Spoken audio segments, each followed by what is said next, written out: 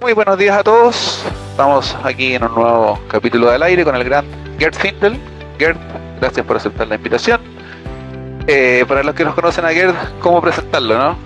Emprendedor, empresario, programador, basquetbolista, enfocado, full fanático del foco.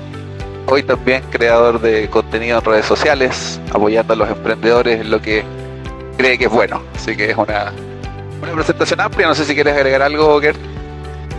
Estoy tratando de mantener el foco y la concentración porque la verdad quedé un poquito nervioso por la invitación. No es el primer podcast al que voy, pero el primero que grabo volando, así que estoy tratando de mantener la compostura primero. Excelente. Oye, Pablo, muchas gracias por la invitación. Espero poder aportarle un granito de arena a todos los que están escuchando y conversar de un poco de mi historia, pero también de lo que le interesa a la gente, que es cómo sacarle provecho a lo que están haciendo ellos y cómo ser más productivo.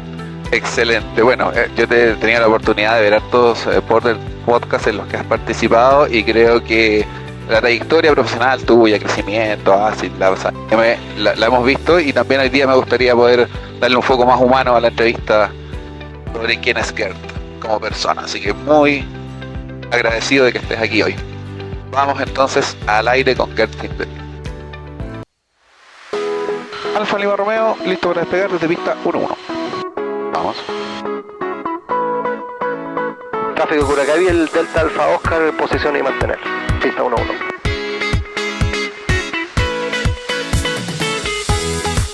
Barangarza y Huidas, Delta Hotel Oscar y Delta Hotel Papa. Delta Hotel Oscar, cuidado.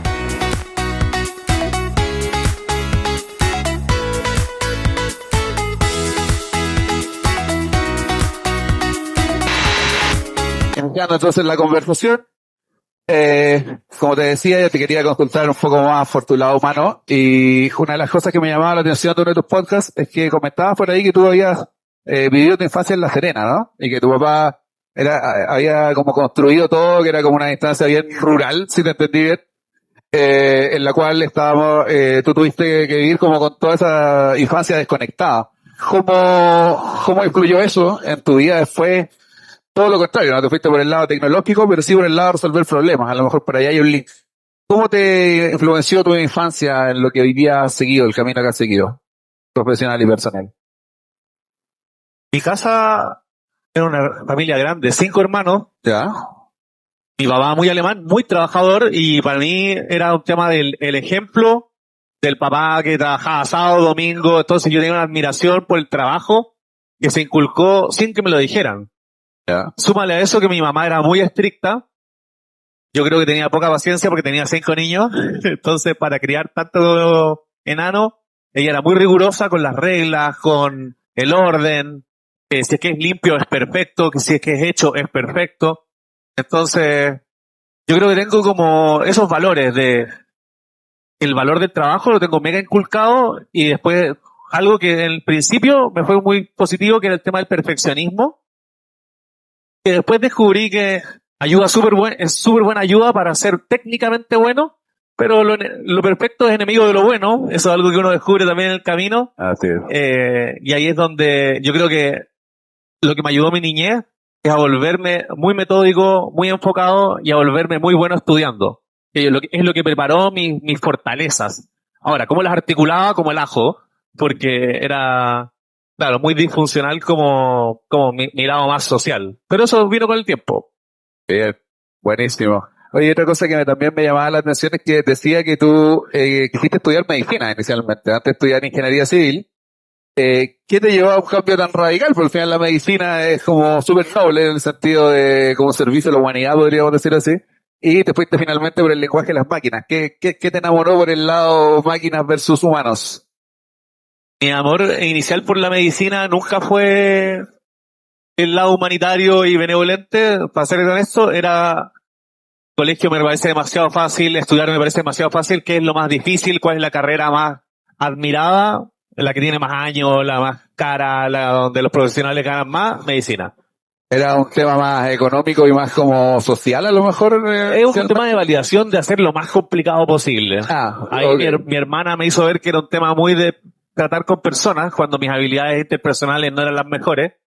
Y ahí dije, ok, tiene todo el sentido. Voy a ser lo más alejado de las personas posible. Y bien no sabía lo que quería, dije, ingeniería comercial hay que leer mucho, prefiero los números, ingeniería va a haber más física, eso se me daba sin estudiar. Y decidí entrar en ingeniería sin saber con lo que me iba a encontrar. Y claro, ahí primer semestre me encuentro con un ramo de cálculo, un ramo de geometría y un ramo de introducción a la programación. Y ahí fue como amor a primera vista. Bien, buenísimo. Si no habría sido un Doctor House, cualquiera, dices tú. O peor. Uno de los puntos, y lo veníamos conversando camino acá al aeródromo, es el tema del multitasking. Tú siempre has dicho que eres como enemigo del multitasking y muy amigo del foco. Yo te preguntaba cómo eso, primero, es posible, porque en nuestra vida, no solo profesional, en el corporativo se da mucho, y en la vida personal se espera que tú seas como bueno para varias cosas, digamos, se espera que seas bueno para todo, buen papá, buena pareja, buen profesional, buen líder de equipos. Entonces, ¿cómo conversa el que dices tú, poner foco en cierta etapa, en ciertas cosas, y no dispersarse como suele pasarnos a todos, me incluyo? En un ambiente familiar, profesional, como es, sobre todo en Chile, que se espera que todos sean buenos líderes, buenos ingenieros, buenos técnicos, buenos, no sé, todo, buen clima laboral, etcétera. ¿Cómo compatibilizas ambas cosas? A ver, de nuevo, piensa que esto viene desde mi formación, está integrado en mi disco duro de una manera que no lo puedo sacar. Ya. El perfeccionismo y el hacer las cosas perfecto viene con foco, no hay otra forma. Entonces, para mí, yo descubrí también matizando en mi vida, es que el, el foco tiene que ver no con que estás todo el día solamente haciendo una cosa, y se pueden hacer varias cosas durante tu vida, pero no puedes esperar mejorar y hacer cambios radicales en todos los ámbitos de tu vida al mismo tiempo. Entonces, tampoco te des, y por lo mismo yo digo, no te des un año para hacer un cambio, date 3 meses para hacer 2, 3 cambios, uno en ámbito personal, uno en ámbito interpersonal, social, Ya. y uno en ámbito profesional, laboral, y dedícate a esos 3 grandes cambios y deja el resto del 20% de la energía, le dedicas el 80% de tu energía laboral a ese único objetivo y el otro 20% a que las cosas no se te caigan. Claro, a sobrevivir. Tú ya, o sea, a los 20 eres suficientemente bueno como una persona de 20, pero tienes que mejorar. Mejora una cosa. Ya. Cuando tienes 40, claramente ya espero que seas buen líder. No te van a contratar si no eres buen líder. Claro. Entonces, la empresa espera que tú seas buen líder, pero lo que tienes que mejorar probablemente son 1 o 2 cosas. Elige una, 3 meses, mejora eso. Ya. Y el resto haces malabarismo con lo que tienes. No espero que crezcas en todas las dimensiones de lo laboral todo el tiempo. No. Diluir tu esfuerzo hace simplemente que no logres tus metas.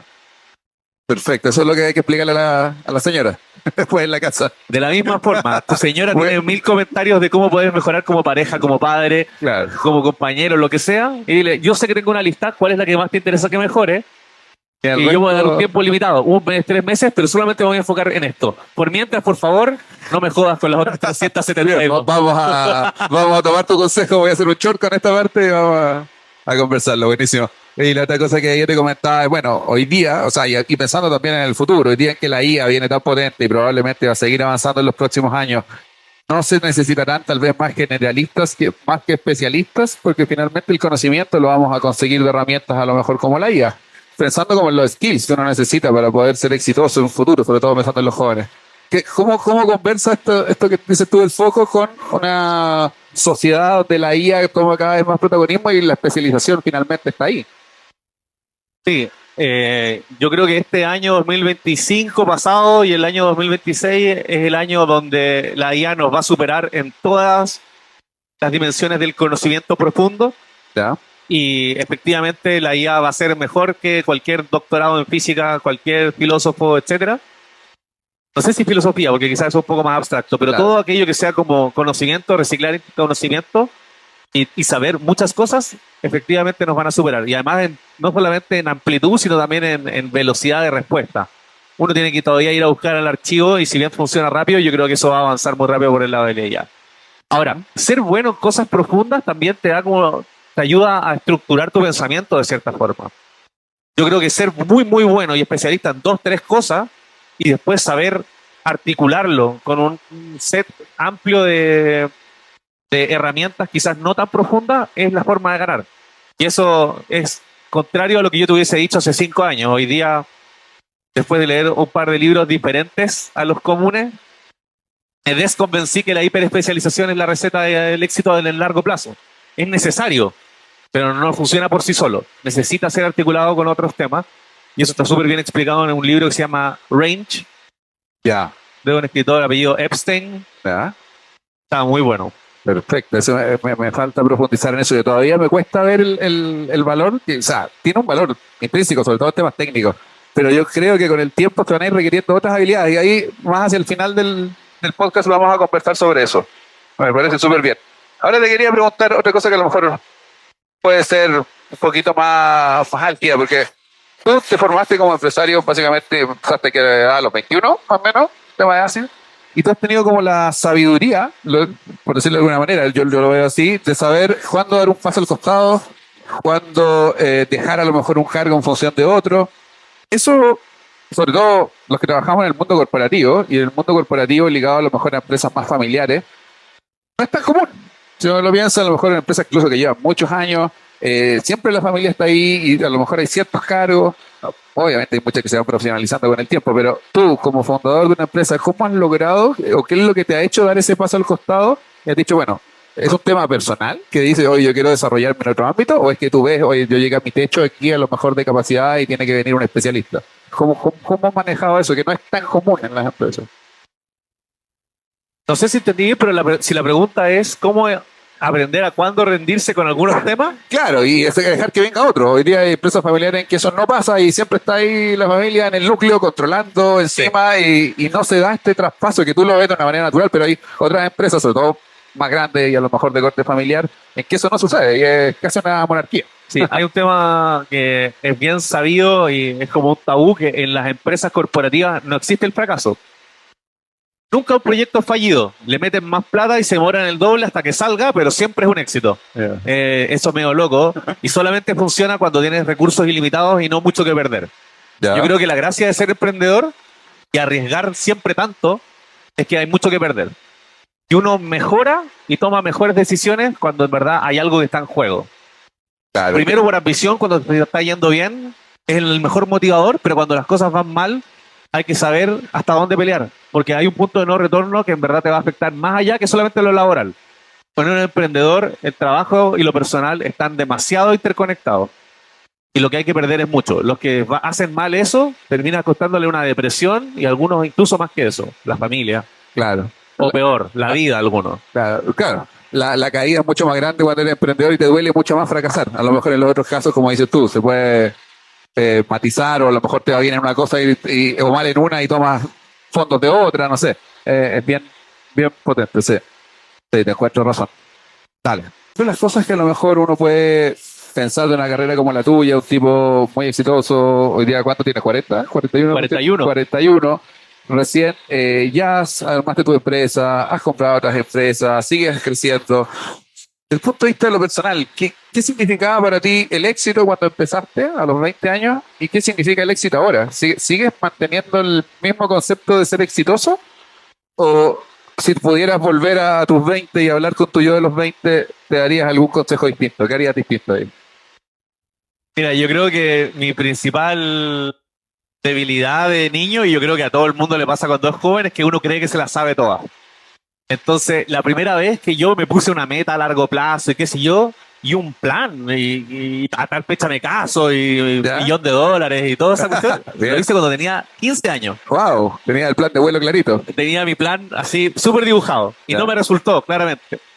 Entonces yo definía el éxito como algo estático. Estas son mis metas, llegar a mis metas va a ser el éxito de mi vida. Ya. Y al final de cuentas la vida tiene muchos reveses. Si bien te puede ir bien con un lado, a mí me fue muy bien con lo profesional, yo a propósito postergué mucho lo personal y lo social. O sea, piensa, ya a ver, pasé el mark de tener una empresa, dos empresas, invertir en un montón, ser ángel, comprar, vender, etcétera, y no me había casado. Ahora recién con 41 hice eso. Mira, Entonces, hay cosas que postergué, no es gratis. Ya. Y lo que aprendí y el consejo que me daría es que el éxito básicamente para mí se define como ir cumpliendo metas. Y no se puede ser tan sábelo todo o tan soberbio que creer que le vas a apuntar al plan de vuelo correcto a la primera. Ya. El plan de vuelo y las metas son algo que se van decidiendo en el camino. Uno se va a equivocar en su primera meta y en su primer plan. Y está bien corregir el rumbo, corregir cuál es el objetivo. Pero en la medida que vayas avanzando en la dirección correcta, da lo mismo tanto la velocidad. Yo creo que para mí eso es el éxito, ir logrando tus objetivos. Y si es que no son los objetivos que querías lograr, darte cuenta y corregir rumbo. Al final de cuentas, es cualquier cosa que te acerque a la meta, entendiendo que la meta la vas descubriendo mientras vas volando. Perfecto, ¿no? Bien, eso tiene mucho que ver. Bueno, me hiciste recordar que yo también me hacía mis metas, pero mis metas eran a 3 años. Pero la de los planes trienales era como que quería conseguir ciertas cosas. Ahora, claro, obviamente, el tema personal también. Me casé, después me separé, todo el tema, pero como decís tú, pues son finalmente planes dinámicos. Y finalmente me hace un poco el link con lo que estaba hablando antes. A lo mejor tú pones el foco en ciertas cosas y lo vas haciendo en una secuencia. Yo traté de poner el foco en muchas cosas y no necesariamente bueno, pero también tiene el sentido de, a lo mejor más en los temas personales, de que tú dices, oye, tener familia, tener hijos, casarse, una buena pega, a lo mejor sí, sin tanto foco, igual se puede conseguir. Me queda como la reflexión, para darle una vuelta, pero bien interesante. Así que bueno, mucho éxito también en tu nuevo plan de vuelo que estás iniciando ahora, así que ahí después yo creo que sería bueno conversar contigo en unos 3 años más y ver cómo ha avanzado eso. Bueno, ahí es donde quiero poner el foco ahora. Bien, buenísimo. ¿Y hijos también? ¿Y familia? Está todo pensado para que ocurra pronto. Buenísimo, bien. Bueno, mi plan de vuelo fue tanto que yo me casé y al año ya tenía hija. Es parte del plan de vuelo, ¿viste? Sí. Bien, muy bien. Bueno, ahí vamos, te voy a cobrar la palabra en un par de años más para que conversemos. 100% me anoto ya. Buenísimo. Ojalá que en 3 años esté al lado del piloto yo. Eso, bueno, piénsalo y dentro de tu plan de vuelo, si te interesa volar, ahí cualquier apoyo que necesites cuenta 100% con nosotros. Mira, ya con esta primera invitación estoy pero fascinado. Piensa que túmale un montón de otras cosas, que hay que superar barreras en el tiempo. Yo cuando era niño le tenía miedo a las alturas. Bueno. Me molestaba volar en aviones comerciales, que ya son seguros y que sí, me daba miedo mirar por una ventana alta para abajo, me da vértigo. Y hoy día, bueno, me tiré en paracaídas, es una cuestión que derroté, y no te voy a mentir. Antes de despegar igual tenía un nudito en el estómago, pero tremendo piloto. Muchas gracias por la invitación de nuevo. Yo creo que esto es algo que es maravilloso. Se lo recomiendo a todo el mundo. Absolutamente, sobre todo, bueno, y te lo puedo hacer también una experiencia. Yo la primera vez que volé, ya contratado el curso, también me dio cosas. Pero muy distinto de estar del lado del piloto. Cuando tú sientes que tú tienes el control y que tú lo llevas, es muy distinto a ir de pasajero. Te entiendo perfecto. Y para mí, impensado haber volado un avión como este, que parece un helicóptero en términos de edición, en mi primer vuelo. No, pero bueno, ahí cuenta conmigo para ese proceso. Y me encantaría poder ver si algún día haces tu primer vuelo solo y ver esos hitos, porque son hitos que uno después los recuerda para siempre. Así que, muy bonito. Una pregunta que también me la han hecho varios jóvenes. Hoy día estamos con todo el tema del proceso de selección universitario. Yo tengo te he escuchado a ti también mis aprehensiones con el modelo educacional actual. Yo siempre los tuve desde el momento que estaba en mi universidad. Yo no le encontraba sentido una carrera tan larga. Ingeniería civil informática, en mi caso, 6 años. Estaba la opción de ejecución de 4 y de ingeniería informática de 5. Yo decía, esto es un negocio. De primera mirada, esto es más un negocio que de verdad una formación. Cuando hoy día piensas carreras que son tan estáticas y tan largas, en que al final tú sales de la carrera y sobre todo en tecnología ya lo que aprendiste el primer año no necesariamente está vigente. ¿Qué le recomendarías a los jóvenes hoy día que tienen que tomar una decisión? Porque no es fácil. Yo creo que tuve la suerte de elegir una muy buena carrera, con mucho campo, que hasta el día de hoy no me arrepiento para nada. Pero, ¿qué le recomendaría a todos los jóvenes que a lo mejor también tienen otras visiones? Hablaba en mi podcast anterior con Romina, que ella es actriz, y ella se cambió de ingeniería a estudiar actuación. Es un tema de vocación total. Pero no necesariamente es lo mejor económicamente y a lo mejor en otros ámbitos. Entonces, ¿qué le recomendarías tú con tu experiencia a los jóvenes? A ver, yo creo que la experiencia de aprender y ponerse en modo aprender de forma con mucho hambre, de verdad, es un experimento por sí solo que vale la pena. Sea 1 año, 2 años, 10 años, yo creo que es algo que hay que hacer. Con poco, un rato.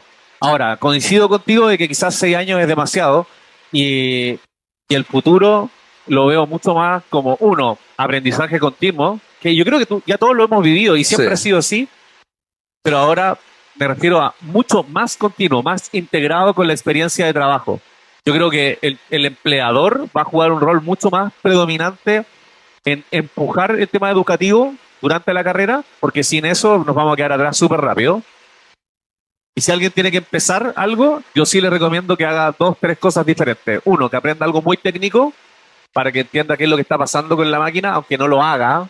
El tema de razonar, profundizar en temas de frameworks y estrategia. Tema matemático profundo. Y 3, vender.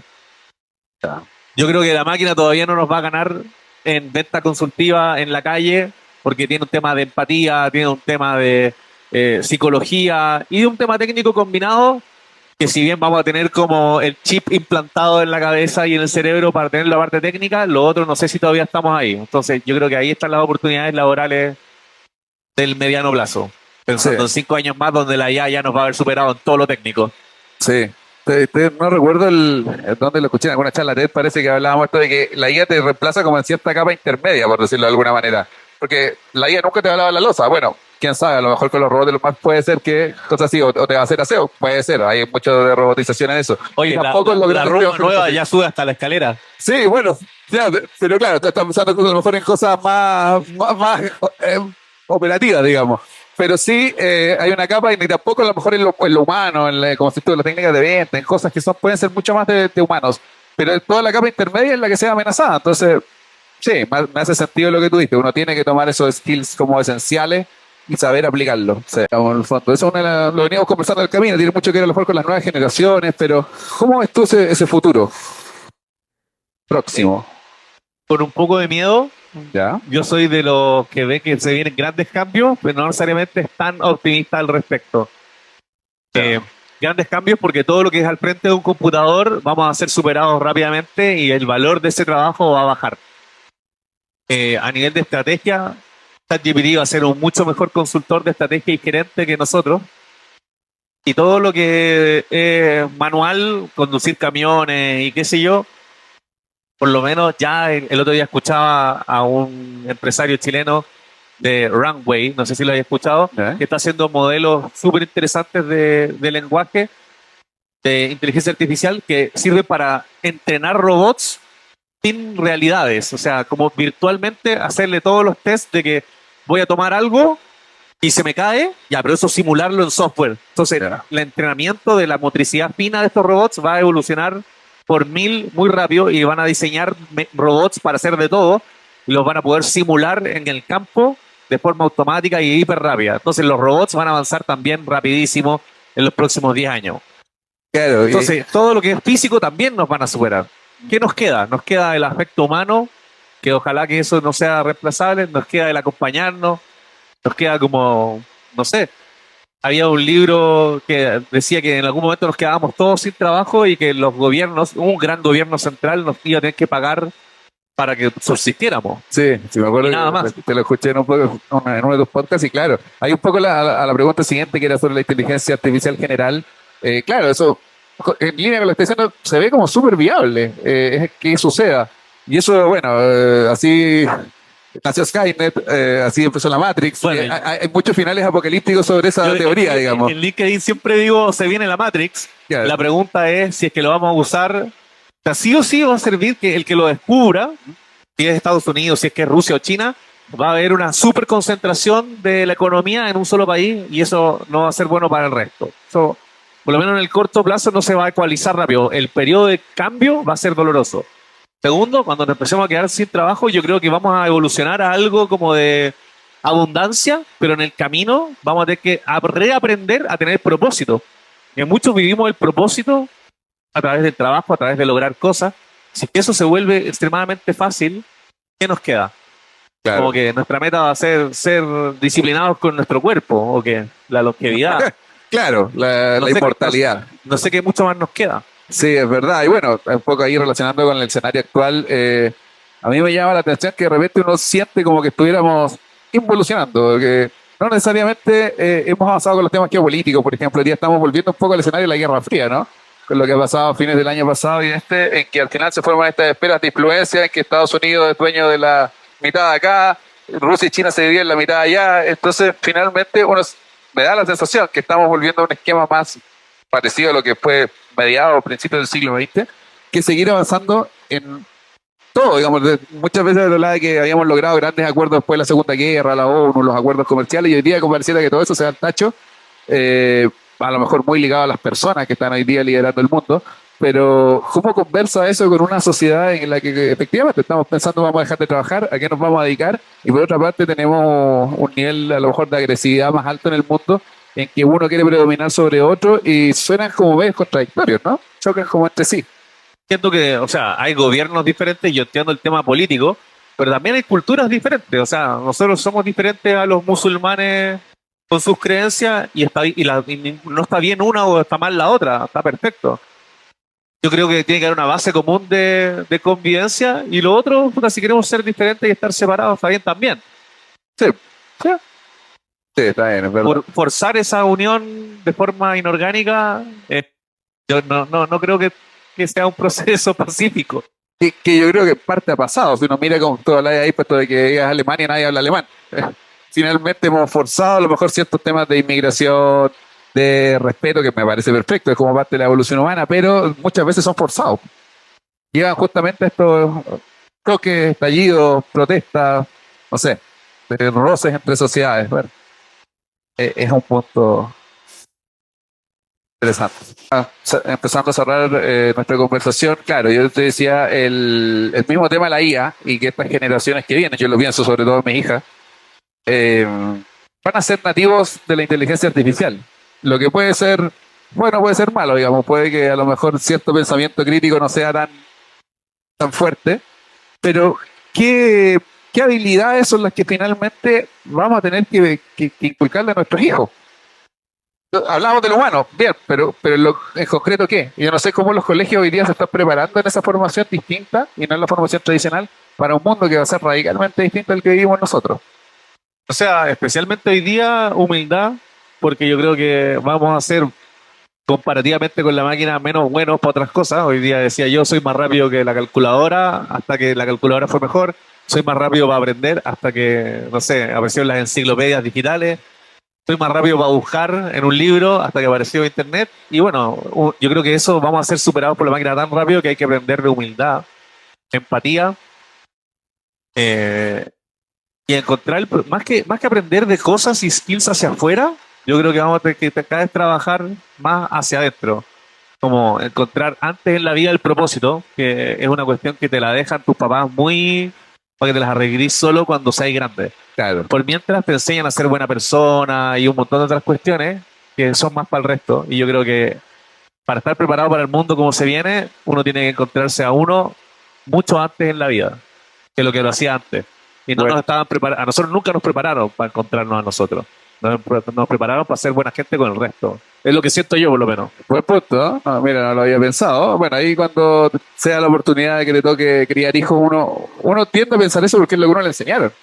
Ahora, ¿qué más legado le puedes dejar a los hijos? Uno siempre dice, no, yo les dejo la educación, a lo mejor la honestidad, como ser buena persona, pero no sé qué tanto más es lo que les puedes dejar. Queda nomás que ellos se encuentren, como dices tú, a sí mismos antes.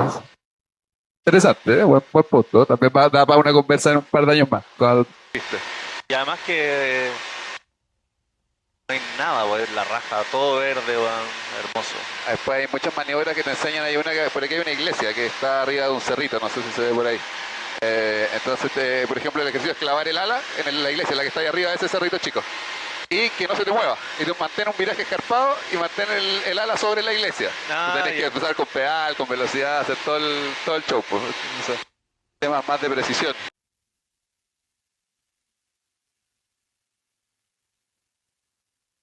Ya, amigos, bueno, próximo entonces al aterrizaje. Nos despedimos y vamos por ese aterrizaje con Google. Vamos. Bien, y así terminamos entonces este episodio al aire. Creo que estuviste nervioso al principio y al final, pero bien, en general una buena experiencia. Te decía, especialmente alguien que viene a la altura de tal, aterrizaje un poquito, el resto, la conversación, todo mi foco. Así que Lo pasé súper bien, muchas gracias por la invitación, Pablo. Bien, vale. Ojalá se repita algún día. Eso, y contigo a los mandos, acuérdate, esa promesa la voy a cobrar. Uno para cualquier curso.